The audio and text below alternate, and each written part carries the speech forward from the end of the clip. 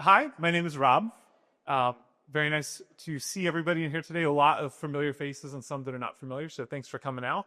I'll just start by telling you the honest truth.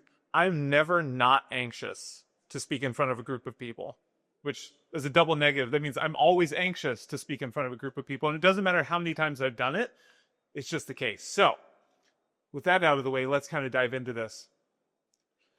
This year, starting in January, I made a commitment to myself that I was going to spend the bulk of my time researching dark roasted coffee. That was what I set out to do. I was going to drink primarily dark roasted coffee. I was going to do experiments centered around dark roasted coffee. Technically, I also said I was going to do that with Robusta, but some stuff fell through, didn't get Robusta in, didn't end up doing that. But when Connie asked me if I was interested to come to talk at Roast Summit, I got really excited because now all of the work that I was going to be doing with dark roasted coffee kind of had a purpose, and that would be to present it to all of you here today. So what you're seeing isn't just something that is very recent, but it's something that's kind of a little bit larger in scope. Now, a lot of you may know I did a publication a long time ago called Exploring the Dark Side. Consequently, the only publication that I've ever had grabbed by the censorship department of a country in shipping it. Vietnam was worried I was teaching dark arts to people, and so they actually went ahead and grabbed that. The customer eventually got it, but it took a while. But that was a really fun and really interesting experience for me because dark roasting is not something that I had ever really spent much time focusing on before writing that. And I think for a lot of us in specialty industry, we get caught up in the enjoyment and the excitement of pursuing all these various light roasted coffees, exploring flavors that we've never experienced before, being able to taste something that's like, wow, this tastes like lemons, or this tastes like cotton candy, or wow, I get bubblegum notes in this paper bone. This is crazy. All these sorts of things. But dark roasting of coffee has always been something that's kind of just been on the back burner. We don't talk about it much. It doesn't come up in class often. And many times people kind of have this skew against dark roasting coffee that is like, oh, well, it's just whatever. It's this side note. And so that's kind of the reason for me taking it up, is for my own personal learning, but then also to be able to share it with the industry in hopes that we could start taking the same rigorous nature that we use in sourcing and roasting and preparing our light roasted coffee and apply that same rigorous concept to how we approach dark roasting coffee as well. So that's where we're going today. So today's agenda, just to give you a quick overview, we're going to start by talking about why we're focusing on dark roasting. We're going to talk a little bit about overcoming bias. We're going to define what dark roasted coffee is, because in our industry, actually, dark roasting isn't really just kind of the set in stone concept. There's a lot of different opinions about what is dark roasted and what isn't. We're going to talk about how to buy and plan for dark roasted coffee, and then how to profile a dark roasted coffee. So we're doing a little bit more than just profile evaluation. We're going to go into all this. So we want to move today from dark roasting is burnt to dark roasting is great. And that's what I'm going to try and talk you into. And tomorrow we're going to be actually doing a tasting, which I'm quite excited about. So the lab session that I'm running tomorrow is going to be tasting a lot of the same stuff that I'm talking about up here, including some of the experiments. So you'll have a chance to actually see what I'm saying and not just take me at face value. So be ready. Just kidding. It's not going to be bad. So the first thing is, why do we want to speak about dark roasting of coffee? And I think that there's a couple of reasons. First, I think it's misunderstood. Secondly, I think it is really important. And in terms of just the market segment, there is a large segment of people in the world that drink dark roasted coffee, and we just kind of pushed it to the side as this whatever thing. I don't think that's quite fair. And third is because I really do think it can be great. But first, on the subject of it being an important market segment, I do want to share a little bit of research from some various groups. These are primarily focused in the United States, so if you're from outside of the country, I just want to point that out, that this is US market based. But in my travels and work as a consultant in the coffee roasting industry, dark roasted coffee is everywhere. Literally everywhere. Every country has people that like dark roasted coffee, and the percentages might change around, but I think everyone kind of feels alone in the fact that everybody's like, oh, my market just likes dark roasted coffee. And I look on Instagram or I look on social media, and what I see is all these people selling light roasted coffee and all this, and you feel left out. Here's some fun news for you. If you see people pushing something on social media, it's because they're having a hard time selling it. The reason you don't see dark roast posts on social media is because you don't have to post about it to get it to move off the shelf. It's going all on its own, right?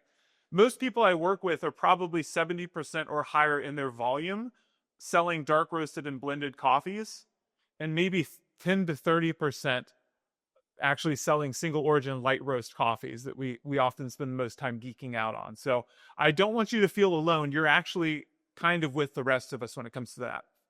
Now, Drive Research out of Syracuse, New York, in their research study, and this is all basically asking consumers what their preferences are. And they did allow, and some of these you'll notice they don't add up to 100% exactly because they did allow consumers to specify two different answers. So if you see that they're not adding up to 100% exactly, that's part of why. But Drive Research out of Syracuse, New York said light roast was a preference for 12% of the people surveyed, medium roast was 49%, and dark roast was 28%. Over here, the Talker Research Survey on behalf of Bun in 2024, 10% preference toward light roast, 54% toward medium, and 28% toward dark. And then the most recent National Coffee Association survey done, and this is not commodity and specialty, this is actually just focused on the specialty coffee market. Light roast is the preference of 15% of the people, medium roast was 62%, and dark roast was 38%. So looking at these slides, you're going to ask the question, well, Rob, shouldn't we be doing a medium roast discussion then? Because look at all these, right? Medium roast seems to be where the volume is at. That's going to be where the money is at. So why are we talking about dark roasted? And that's because in these research evaluations, it's not a blind tasting. It's asking the people in the survey to self-identify what their preferences are. Okay? So let's go on to that. I want to post some ranges so we can start to develop context around those surveys. So this is actually taken from coffeereview.com. For those of you who are familiar, Coffee Review has been at this forever, and they do reviews for consumer-specific reviews for various coffee roasters, around.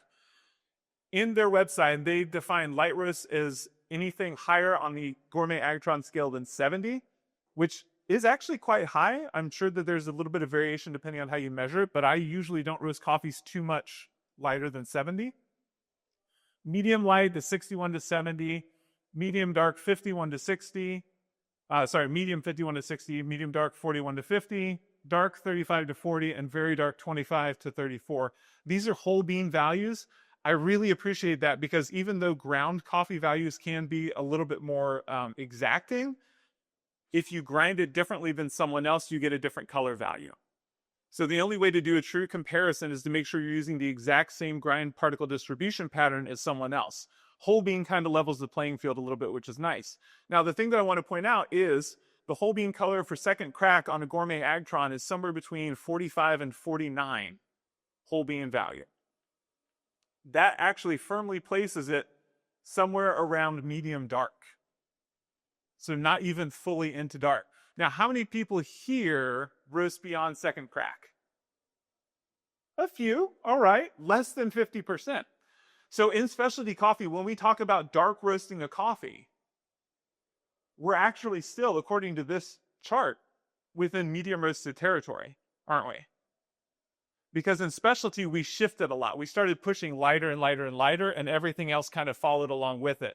I can remember when I first started in specialty, there was this almost angst, like you're doing something awful to the coffee, or you're doing something wrong if you take it to second crack. You're ruining the coffee, right? It's no longer specialty. You can't taste any of the nuance. And so with that training, with that mindset, I was also one of the people who pushed for lighter and lighter roasted dark roast coffee. Our French roast coffee, when I was working at NOSA, didn't touch second crack because I didn't want it to. For a French roast, which is interesting. All those nomenclatures we can talk about at another time. That's a whole other confusing bit. But anyway, what I want to point out is most of what we're considering as dark roasted in the specialty coffee market is probably actually medium roast, according to this.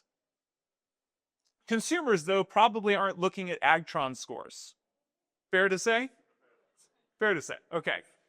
So because this is self-reported data and not Agtron scores, what I want to take a look at is two specific brands. I'm not identifying them, but two specific brands that are international coffee, specialty coffee companies. One of them markets a 36 whole bean Agtron color as a medium roast. The other one markets a 37 Agtron color, which is just slightly lighter, as a dark roast. Customers are very confused by the nomenclature put on bags. One of them, okay, well, this is a medium roast. I like medium roasted coffee. 36 whole bean Agtron is well beyond second crack, just for the record. Another person is going to say, actually, I really like dark roasted coffee. But really, the dark roast that they like is actually slightly lighter than the medium roast that the other people like. And people that like your dark roasted coffee are actually liking coffee that is even more lightly roasted than these two high volume international specialty coffee companies. Isn't that crazy? So think about the confusion on the part of these people who are self-identifying, and then we look back at the research. Let's go forward. And one more. All right. So we're back to the same slide, basically. Now, looking at these values, what do we actually see? We see that light actually probably encompasses light to medium roasted coffees, right? And we see that medium and dark probably encompass most things past second crack. Okay. So when we talked about how light roasted coffee is just a really small percentage of the overall market share, it's actually a really, really small percentage of the market share. And there's this huge market share open to us if we can find a way to present a dark roasted coffee that we like, that we can consider good, still consider it specialty, still feel good putting our brand and our name behind it, but selling it to consumers. So, bigger market share, that's the first thing. The second thing, a dedicated customer base. I want to tell you a few stories from my time as a production roaster, okay? The first one is this. One time actually, in the 9 years I worked there, only one time did we get a complaint about one of our light roasted coffees. How many times do you think we got complaints about dark roast? A lot. And it wasn't what you're thinking. It wasn't just people saying, oh, it needs to be darker. It's not oily enough, this, that, or the other. Our dark roast customers would notice when we would switch from one Brazil Cerrado to another lot from the same farm because it was slightly different. And after watching this happen time and time again, what I came to realize is that dark roast customers are your ride or die people. Okay? Light roast customers like us, we're finicky. I might buy one coffee from one roaster one week, and then I'm probably buying a different coffee from a different roaster the next week, and then I'm buying something that's shipped halfway across the world because I heard it was good, and then I'm buying a different coffee from the same roaster, but am I buying the same coffee every single time? No. How many of you buy the same coffee every single time? You got one coffee, and that's it for you. Literally no one for the recording here. I'm just going to throw that out there. No one in this room buys one coffee and that's it. Because we're all like flavor astronauts. We're just exploring and seeing what's out there. But your dark roast people, they wake up, they put the same amount of coffee in the same coffee maker that they've probably had for 10 years. They brew it with the same water in their same house, and they drink it reading the same newspaper. I'm creating a very big stereotype, but I want you to understand what's going on. So when you make a small tweak or small change to their coffee, it is an interruption in their morning routine. They notice it. They're dedicated that way. And I think that that's something that we overlook. And it's especially hurtful when you think about this group of people, and then you hear people say like, this coffee didn't land as good as we wanted to. Let's just chuck it in the dark roast. Right? Anybody heard that before? Come on. Yeah, okay. Some people are brave and raising their hands. Yeah. Or, it doesn't matter. Like, the dark roast didn't come out to spec. It's fine. It's dark roast. Whatever. Ship it out. Those people who are buying your coffee over and over and over again are the people you're basically saying, take a hike. Sorry about your luck. It's going to be different this time. Which I think isn't quite fair. And the third thing is, it really can be delicious. Now, imagine for a second with me that you took the same laissez-faire approach to your light roasted coffees in terms of sourcing, roasting, QA, QC, the whole thing. How would your light roasts taste? Not so great. Oh, we missed development time by 30 seconds. It's fine, right?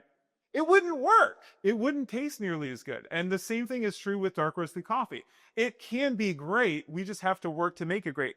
One of the things I was thinking of on my drive down is actually how inspirational the story of I forget what they call it. I'm going to call it specialty Robusta for lack of a better term. But they realized that when people that were farming Robusta started treating it like Arabica, oh my gosh, the quality got better. Stands to reason, right?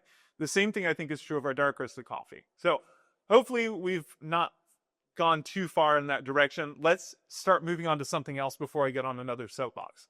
Let's talk about overcoming bias, right?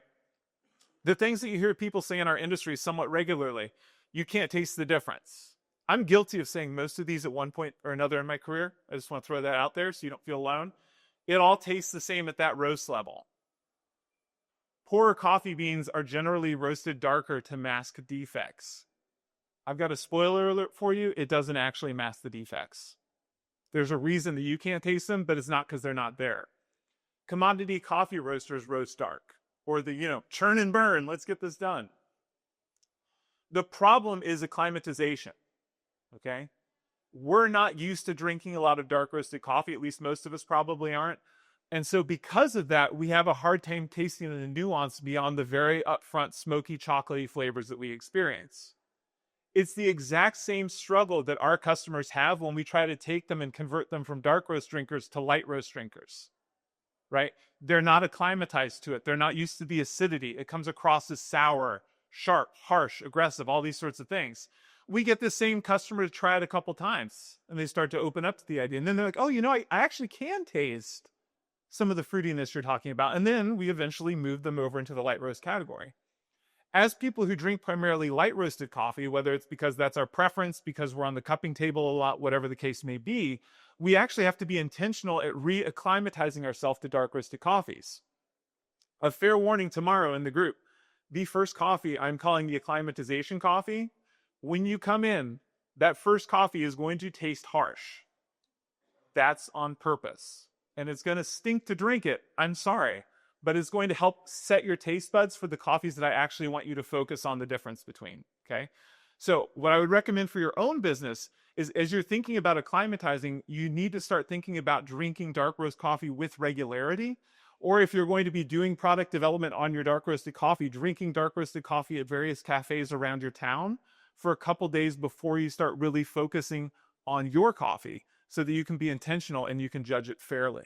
You'll be able to taste through some of that other stuff and then actually be able to make a big difference, okay? Shout out to ChatGPT for this random cartoon, by the way. This was my progress, by the way. I started drinking dark roasted coffee. Like, oh, this isn't bad. Oh, this is actually okay. I'm pretty happy with it, sort of thing. So let's talk about how do we define dark roasted coffee? Because as I kind of alluded to earlier, it's kind of a mess, right? I would say, well, I roasted this coffee before second crack. It's a dark roast. Other people would say, well, that's not dark. Even people who have said, well, I'm roasting into second crack, they're like, well, that's not dark roasted either, because for them, that's a light roasted coffee. There's a nomenclature issue. I don't think that I have the authority or the social sway to be able to make anything stick for the whole industry.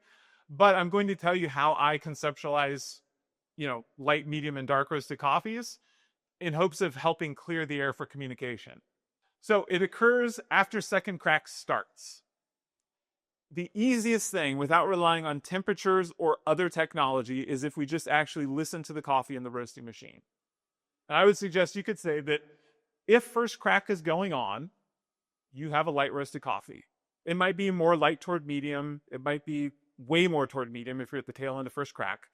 But you could say, okay, first crack's happening. When it gets out in the cooling tray, I have a light roasted coffee. Medium roast, you could say, okay, first crack's wrapping up or ended, and it drops into the cooling tray without any popping happening whatsoever.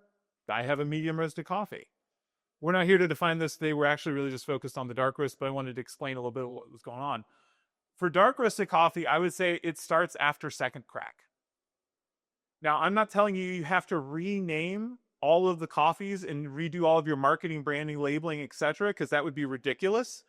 But what I am saying is, as we communicate with each other in specialty coffee, I think a really good place to start is, hey, it's dark after second crack. if we want to throw some more kind of ideas in with this, let's stick away from using equipment technology for a moment and stay with kind of the more sensory nuance things. If it's a dark roast, it has to taste dark. Should have to say that, right? But a lot of dark roasts don't actually taste all that dark. So I think that two hallmarks for me of dark roasted coffee is a predominant chocolatey note. If there's not a predominant chocolatey note, is it a dark roast?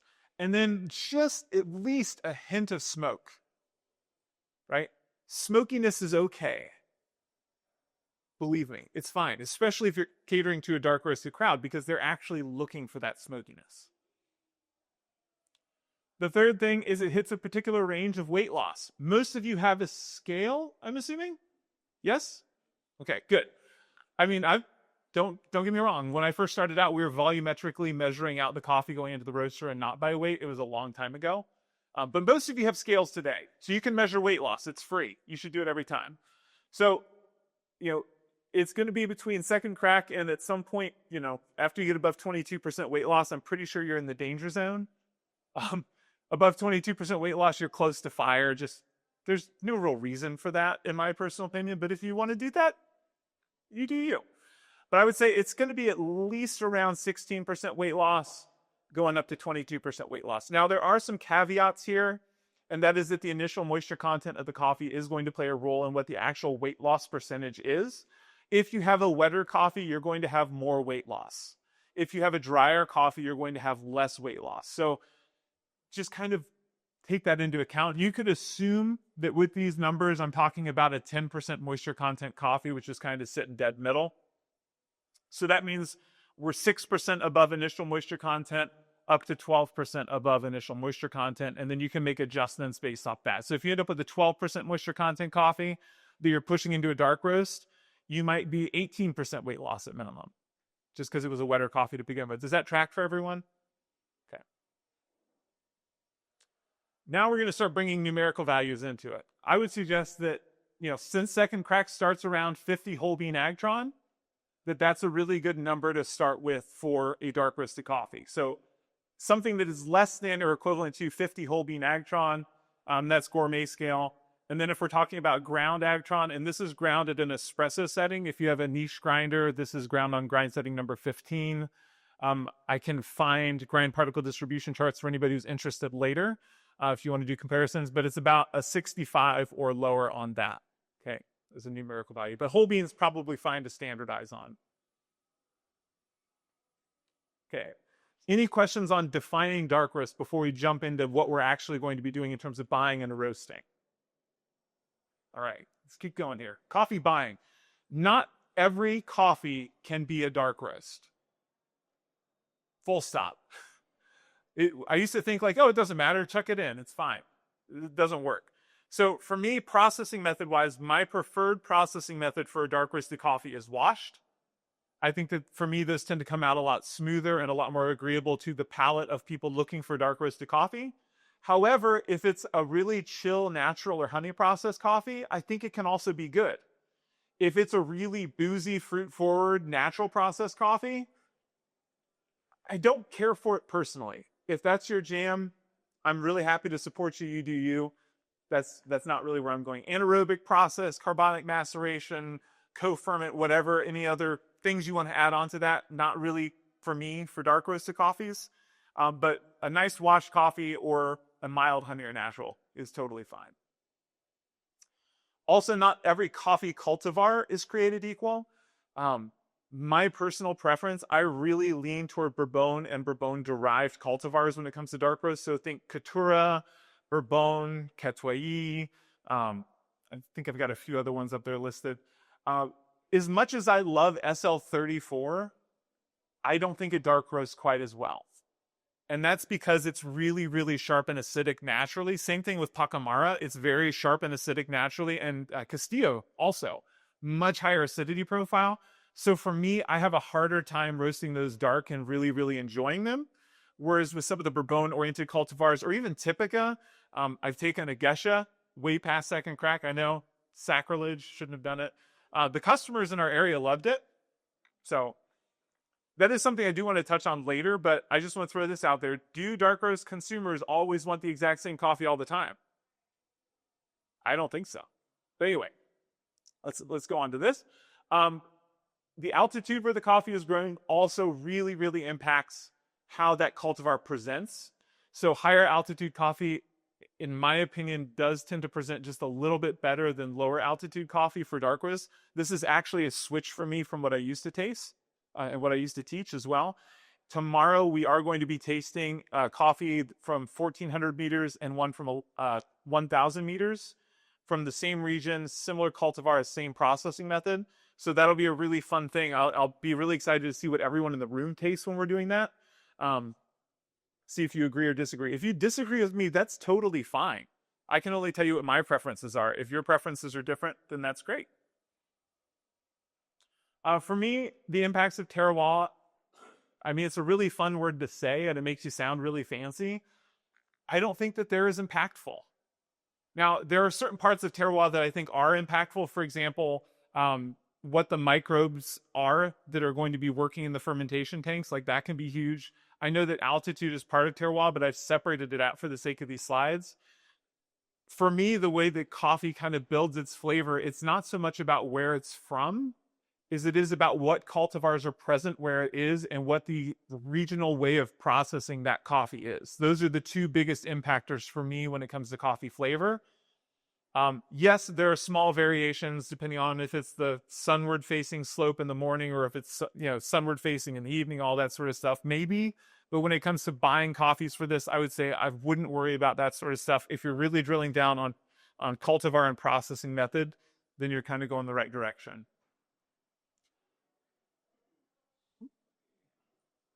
All right. Now let's move on to actually talking about the roasting profile that we're working toward.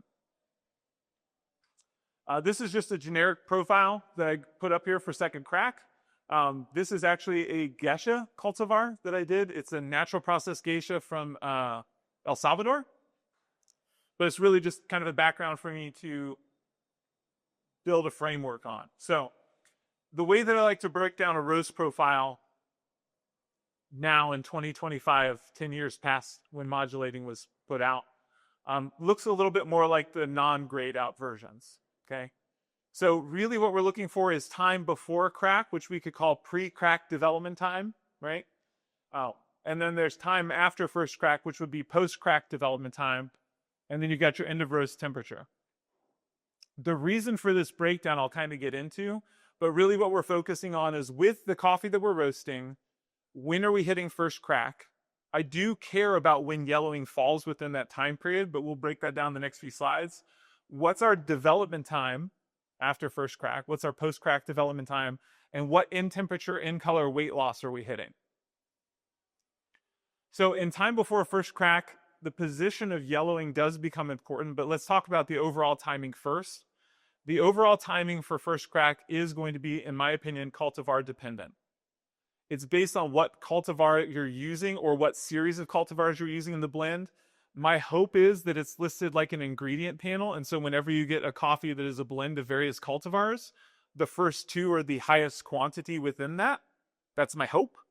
If it's not that way for certain farms, that makes total sense too. But I would look at it that way and see what cultivars are in the blend, and I would design my time for first crack kind of based around what the predominant portions of the blend are. Now, when it comes to yellowing, the reason I say that yellowing is important, but it's not as important as I used to talk about it, is this. Roasting machines are very specific, okay? And let's say that you're on a Loring or a UG22. You can hit a 4.5 minute yellow color change, no problem. You jump on another machine and you might be lucky to hit it at 5.5 minutes, right? So based on how much coffee you're putting in, what coffee roasting machine you have, how it's plumbed, all of that, it can be really hard to locate yellowing at a very exacting point. So what I wanted to do is kind of free people up from that thinking, oh, if it has to be exactly this. Because in the grand scheme of the hierarchy of flavor from roasting, I think that yellowing is pretty low on the list, like when yellowing happens. I do think it still impacts the flavor of the roast, but I think that there are a lot of other things that impact the flavor more significantly. So that's kind of why we're slightly lessening the importance of it. But the reason that I do feel like it's still important is because it helps with the overall pressure development that we're seeing during the process of roasting. The next slide shows two different variations. I've got a couple different slides. I'm going to bounce back and forth between here. So, for example, in this roast, we hit first crack at the same temperature. We end at the same temperature. This is a fake roast, by the way. Nobody's got the ability to do RORs that smooth. It's not realistic. Just throwing that out there. This is Etch-a-Sketch, advanced Etch-a-Sketch. Would you say that these two coffees would taste different, even if they had the same color, same weight loss, same end temperature, same first crack time, same development time? Yes or no?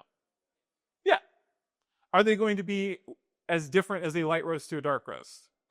No, absolutely not. And the reason for the difference, in my opinion, is because it changes how we're building up pressure when we're roasting. So coffee roasting is this really cool thing where as we're adding heat energy to the system, that heat energy is hitting the coffee beans. The water inside of the coffee beans at first is starting to absorb that heat energy and help transmit it into the inner parts of the seed. It's carrying that through conduction into the seed. But as we zoom in at a very micro level, we're talking about the cellular pressure inside of each cell inside of that one coffee bean. As we're roasting, the water in there is at first absorbing heat energy, and then it starts to try to go through what's called the latent heat of vaporization. The water is trying to transform from liquid water into steam. Now, this is why if you're boiling a kettle on the stove, you don't hit 212 Fahrenheit or 100 Celsius and all the water just disappears immediately. It's because of the latent heat of vaporization. It takes additional energy to push it across that phase change threshold. We're dealing with the same thing in coffee roasting. So as we heat the coffee bean, initially it transfers heat energy, but then the water starts to absorb more and more heat energy trying to go through phase change. During this time, everything is expanding because as you heat it, it expands. The nice part, though, is the cell structure goes through this fun thing that we call glass transition, where because of the moisture present in the coffee seed, it goes from hard and brittle as it's heated to malleable and softer, which allows it to expand to contain that pressure. And so as we're roasting, we're heating everything inside, we're heating the water, the bean starts to expand just a little bit, but the pressure builds faster than the bean can expand. That actually increases the pressure inside the cell of the coffee seed, which changes the boiling point of water, which means that you have this feedback loop that keeps happening where you keep increasing the internal pressure, the feedback loop keeps changing the boiling point of water, the water is continuing to try to get to a boil and try and get through phase change, and it just keeps running until right around first crack, where we've heated the coffee bean enough, the pressure starts to exceed what it can hold, the water goes through rapid phase change to first crack, and we have an off-gassing of steam. Really cool that it happens, right? But if we take, and I'm going to go backwards here, if we take a coffee and we push a ton of heat energy into it, like in the red line, and then we back way off the heat, what happens? We're increasing pressure, and then we're just letting it die, right?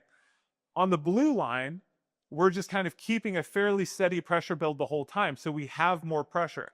Now, in Ilya Vivaldi's book, Espresso, The Science of Quality, he makes these kind of very weird remarks about, we all know that pressure development in coffee is crucial for aromatic formation, and that's it.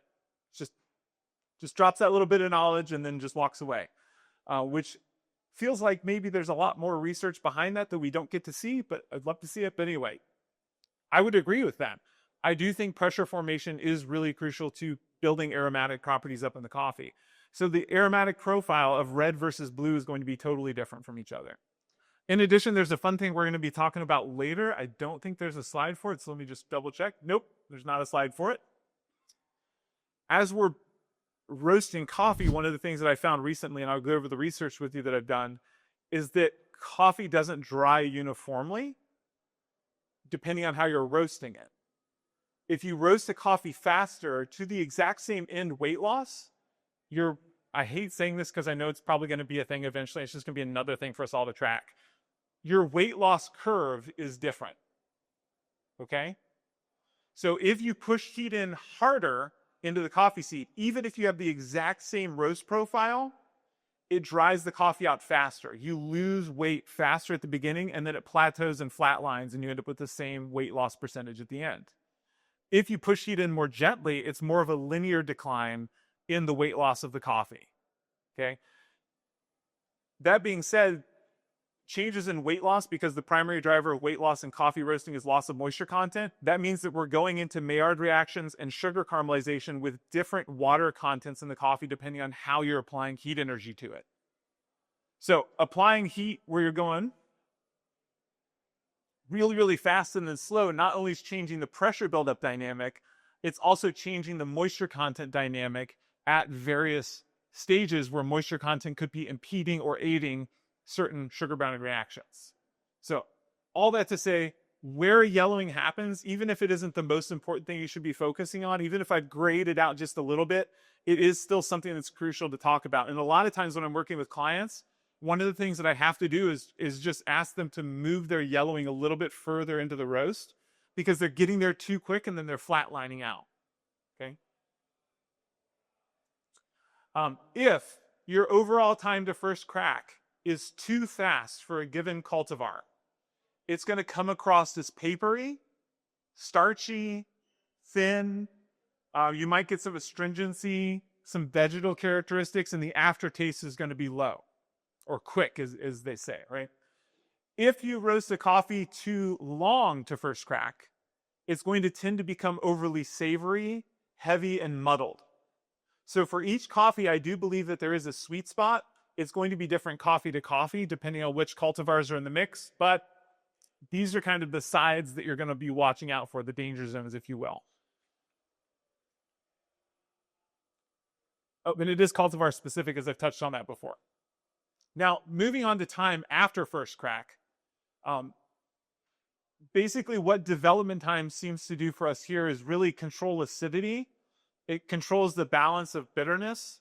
And it also makes sure, like, I'll talk on that in the next slide, actually, so we'll get to there. So if your development time is too quick, you're going to have too much residual acidity. It's going to be acidic. It's going to be sharp and harsh. There might be a low fruit correlation. This is something that I think is backwards thinking for most of us. It's not linear, okay? So your development time isn't linear. If you're not getting fruitiness in a coffee that you want fruitiness in, and we're probably talking more light roast at the moment, faster isn't the answer always. It's kind of like when the flight attendants say in your airplane, the closest exit might be behind you. You know, in roasting, it's kind of the same thing. You actually might be roasting with too short of a development time, and it's acidic and sharp, but you're not getting the fruitiness you're looking for. And going faster is not going to solve that. Actually, going longer will. So you might have to go to a longer development time to get that balanced fruit characteristics that you're looking for. If your development time is too long, you end up with low acidity, you end up with a muted characteristic, you end up with excessive bitterness. It can taste heavy and it can taste dull. Now, this is true in light roasted coffee as well as dark roasted coffee. The flavor markers we're looking for are just a little bit different, okay?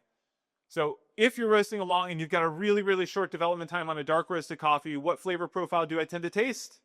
Acidic chocolate. Don't really like acidic chocolate all that much. But chocolate, good. Overly acidic chocolate, not so good. Now, if I take my development time way too long, what does it taste like? Kind of nothing, right? Starts to mute everything out. I get chocolate, but it's all kind of dull and savory and bitter, and there's not really any liveliness to the coffee. So I do think that there's a sweet spot that you need to look for there.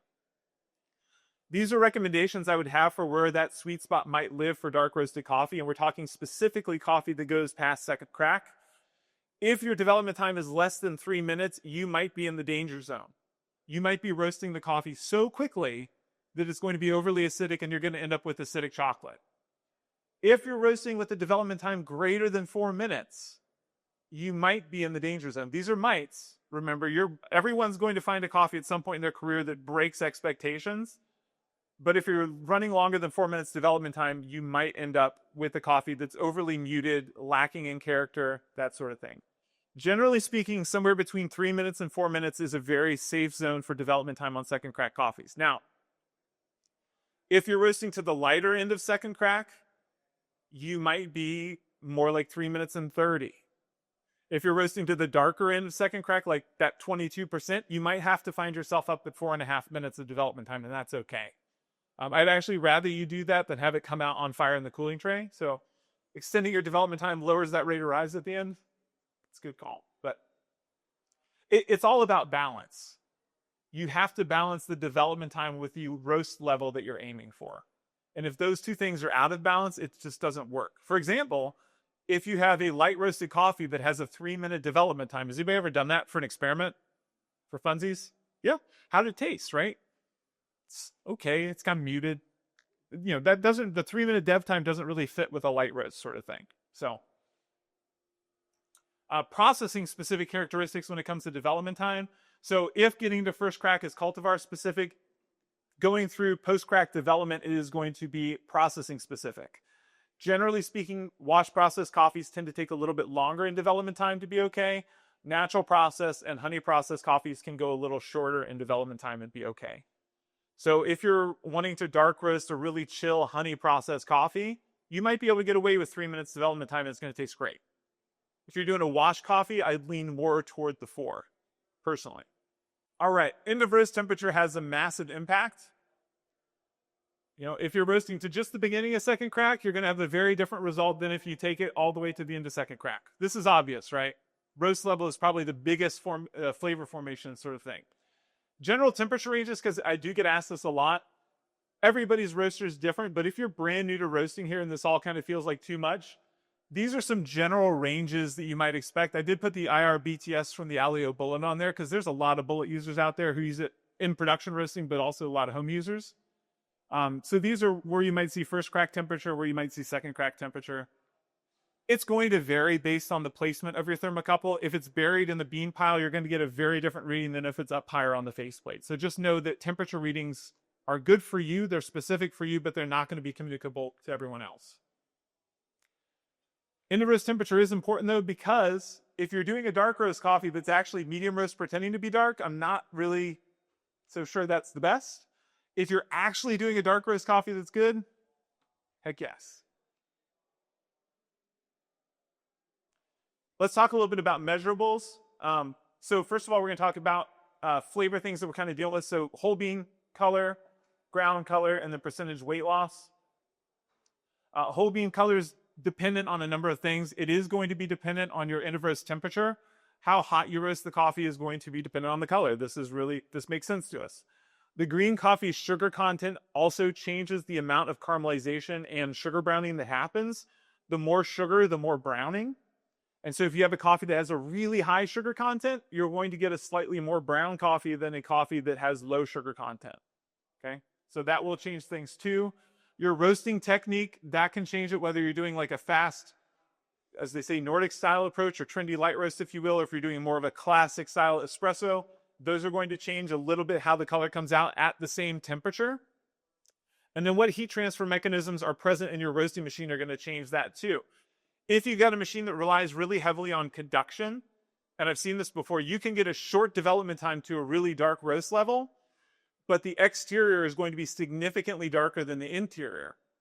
If you've got a roaster that relies more on convection, those tend to be a little bit more even, the exterior color and the interior color when you get into dark roasting. So convective roasters, I would expect a little bit more similarity between your whole bean and ground color. For just contact roasting, you're probably going to get a little bit darker exterior than you are in interior. Ground color is much the same. Your end of roast temperature matters. Green coffee sugar content matters. Your development time matters tremendously when it comes to talking about your ground coffee color. The longer time you spend in development, the darker the interior is going to become. The shorter your development time, the lighter the interior is going to be. And so if you have a short development time, you're going to expect a larger delta between your whole bean and ground color. If you have a longer development time, you're going to expect a smaller delta between your whole bean and ground color.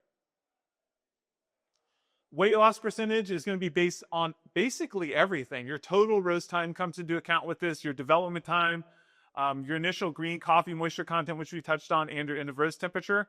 I did put these up as some helpful metrics. If you're doing consistent production roasting, your weight loss should be plus or minus 0.25%. If your weight loss is higher than 0.25% variation from your goal roast, something went wrong, okay?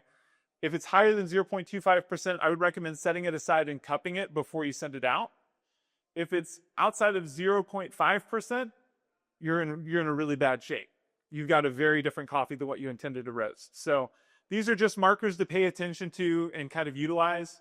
I know most of us, especially if you're a production roaster, don't have time to cup every single coffee that comes off the cooling tray. But if you just limit your cupping to those that are outside of spec, you'll save yourself some time. Because if you hit the exact same profile markers and the weight loss is exactly the same, the chances of the color reading being different and the chances of the flavor being different are very, very low. Whereas if you hit the same profile, but you're off by 0.5% weight loss, there is a very strong chance you're going to have a flavor difference. Controls that we have, and this is where it starts to get really fun because this has been completely new for me. During this dark roast research, I found out that airflow isn't just about heat transfer. It also, well, it is, but it also impacts the flavor through those heat transfer mechanisms. So two influences I really want to talk about today are going to be airflow and drum speed. The fun thing is going to be tomorrow, you're going to taste airspeed and drum speed variations. So that's going to be a lot of fun. Can't wait for the results. So airflow and coffee roasting, it directly impacts the weight loss curve. Even if you have the exact same bean temperature curve, you have the same weight loss percentage, you have the same end of roast whole bean and ground color. Even if all of that is the same, the weight loss curve is different. So what you see up here, the two blue lines are actually using a lower airflow rate, 64%. So it's more of a moderate airflow, I shouldn't say low. The two red lines, reddish orange, are using 100% airflow, a fully open airflow on the roaster, okay? They're two different coffees, which is why they're offset. But in each case, there was the exact same pattern showing up. The slightly restricted airflow, the moderate airflow, lost weight faster to end up at the same weight loss percentage, whereas the one that was using full airflow actually had more of a linear decline. This curve shows it nicely with the overlay of the actual bean temperature curve and inlet air temperature. You can see how inlet air temperature is really the driver of this change, where the inlet air temperature is significantly different from each other. And this is actually in Fahrenheit. I tried to do most of my stuff in centigrade, so apologies there. But you can see with the blue line, even though we have the same bean temperature curve, the weight loss actually declines pretty significantly before falling into about the same end weight loss. With the 100% airflow, we've got basically a flat inlet air temperature that's pretty significantly lower, and we have more of a linear decline in the weight loss. What's interesting is we've always said in the industry, people have said, oh, well, airflow dries out coffee. It's actually the opposite. Hotter airflow dries out coffee, not more airflow. Okay? So if you're using hotter airflow, the coffee is going to become drier faster, which is going to change how it goes through sugar browning reactions. If you're using more airflow, it actually tends to lower the overall inlet air temperature, and so the coffee is getting exposed to less hot air. This note is actually from a friend of mine. Afterburners are tricky. If you're roasting with an afterburner, when you turn it on, it's going to change your airflow in your system. If it's set up properly, it's not supposed to. But we all know what's supposed to happen and what actually happens are very different sometimes. If it's not set up appropriately, it might increase the draw through a Venturi effect. Basically, it's increasing the amount of airflow because now you've got the hot air going out the afterburner that starts to act as a suction. If it's set up incorrectly, it could also impede the airflow because now you've got this wall of hot air that the roaster's trying to exhaust into, and it's just not happening. So do note that when you turn on your afterburner, your airflow changes. If you can have a manometer installed in your roasting system before it gets to the afterburner, you can try to adjust for that by adjusting your fan to keep it more stable. So with airflow, higher airflow tends to give you a lower body, stronger acidity, a thinner texture, and more astringency in dark roasted coffees. Okay. Lower airflow, which once again, I need to clarify, lower airflow is moderate airflow. It's not low, it's more middle. Gives you heavier body, more balanced acidity, and a thicker texture with chocolatey notes.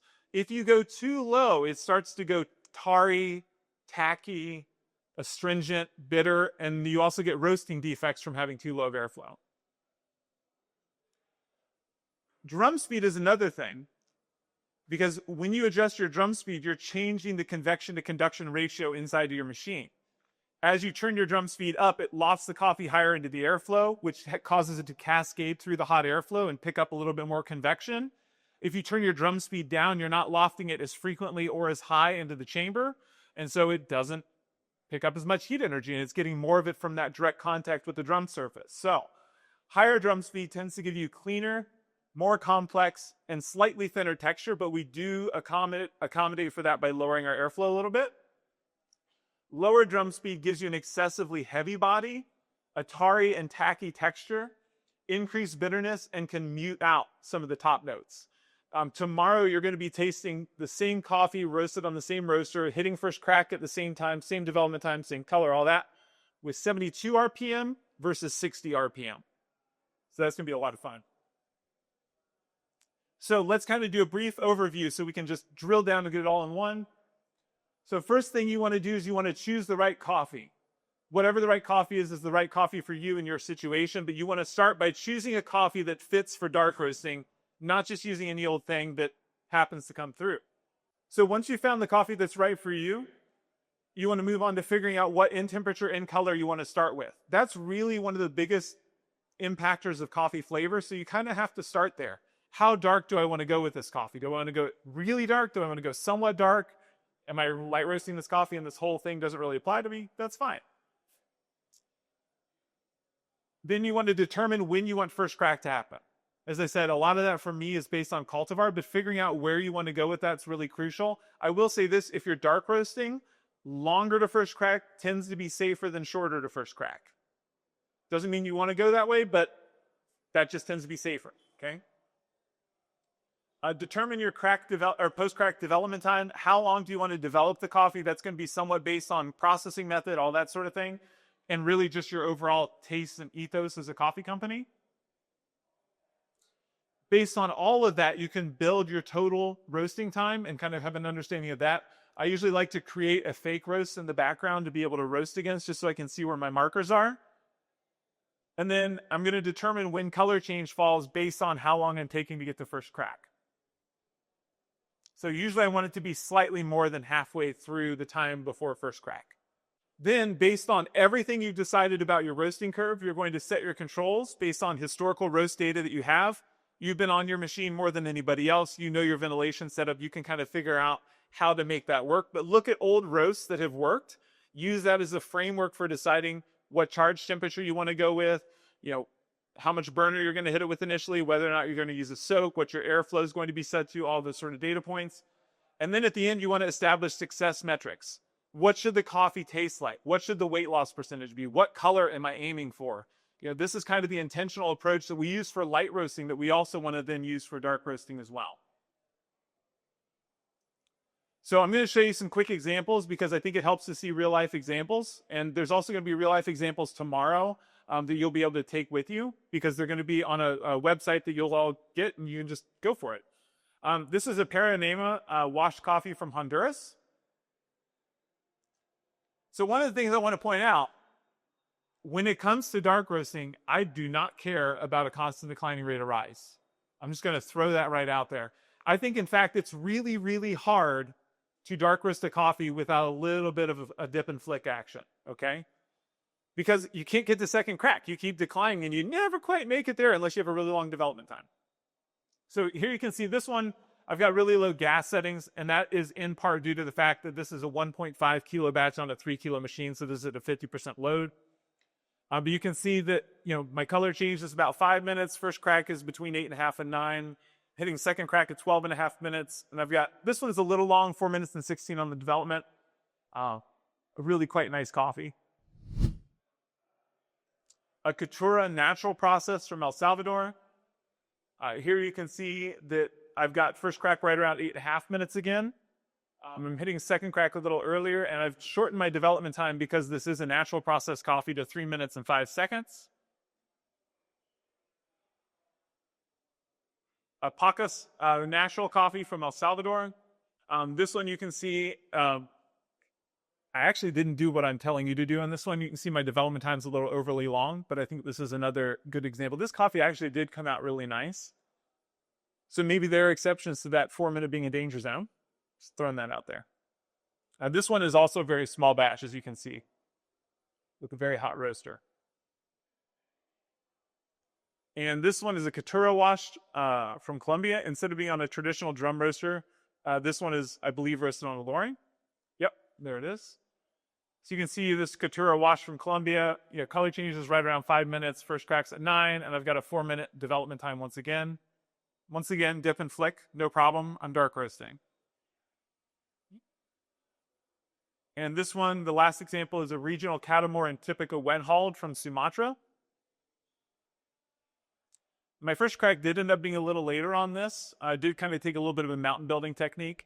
But this was a full 7 kilo batch in an S7 loring. And then I have a 4-minute and 20 development time. It actually still came out really nice. I was able to hold up to the heat. Drank on that one for a long time. So just a quick repeat here. And this is kind of a nice summary slide if you want to take a photo of it or something like that. Time to first crack is dependent on cultivar. Development time dependent on processing method, and end of roast temperature / color / weight loss, everything dependent on your desired roast color. And this is an example of washed coffee here. You can see I've got 3:30 to 4 minutes development time. This is more of a Bourbon driven cultivar, as you can see, with the longer time to first crack. And you can see kind of how I split that up: 4 minutes 45 to 5:15-ish to yellowing, and then 3:45 to 4:15-ish from between yellowing and first crack. This one is more of a Typica-oriented cultivar, or Ethiopian, and I'm roasting it dark with, it's a natural as well, so I've got a much shorter development time allowable on that. Thank you all so much. I'll be around today, tomorrow, and Saturday, so I'll see you around. But thank you very much.